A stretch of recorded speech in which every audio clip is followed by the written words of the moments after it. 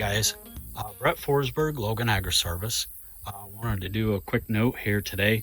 Had a phone call and a couple here the last couple days around the patches of beans kind of turning yellow all of a sudden, and we're just doing a quick field visit here to take a look at that. So what we're looking at initially here with these root systems is they've got a good root system under them, but the feeder roots are really concentrated towards the top of the soil surface. And as we've gotten hot and dry here, or we're drying off, our roots are kind of being abandoned in this drier soil up here at the surface, and we're losing our capacity to bring in nitrogen, potash, all the things that we're really hungry for right now to fill our bean pods. It tends to be related to soil types. Soil types with better organics in them tend to hold on a little better, or soils that are a little more forgiving of spring tillage. There's plenty of nodules up here in these fine feeder roots yet, but they're also now kind of abandoned up here into this dry soil.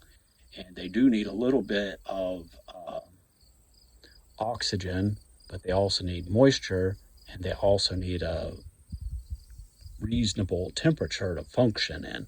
And as that soil surface is getting hot and dry, we're losing our functionality of our nodules, as well as not being able to take in other nutrients as well as water and keeping that plant cooled off. So that's where we're picking up some of these patches that are getting really yellow on us all of a sudden. One of the things I wanted to kind of key in here, a symptom from your potash drawdown, or not being able to replace your potash quickly enough, you start to see this styrofoam in the interior of your stem.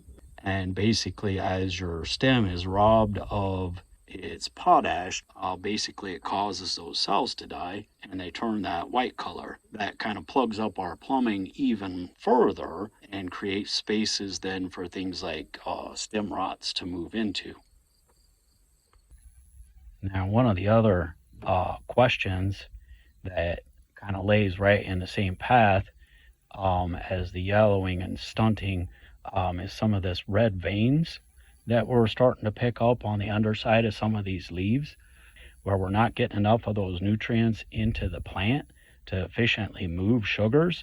So those leaves are still trying to make photosynthase and function properly, but they're lacking the transport system to move those resources back down into the stem and to the pods.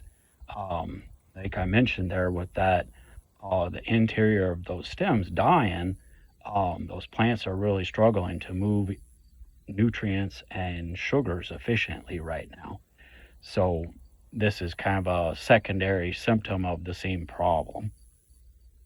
So here a few days ago, or maybe a week ago, we weren't seeing as much of this. It was just kind of becoming noticeable in some really impacted soil types.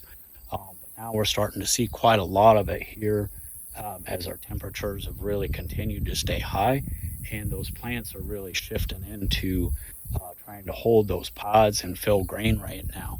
So a little bit of a shower would make a nice impact here for sure, or something like a little bit of a alleviate type product to kind of bring that stress down in those plants would help as well. Our underlying issue in most of these places here seems to be root structure in some tight soils that's not letting those plants function the way they should. So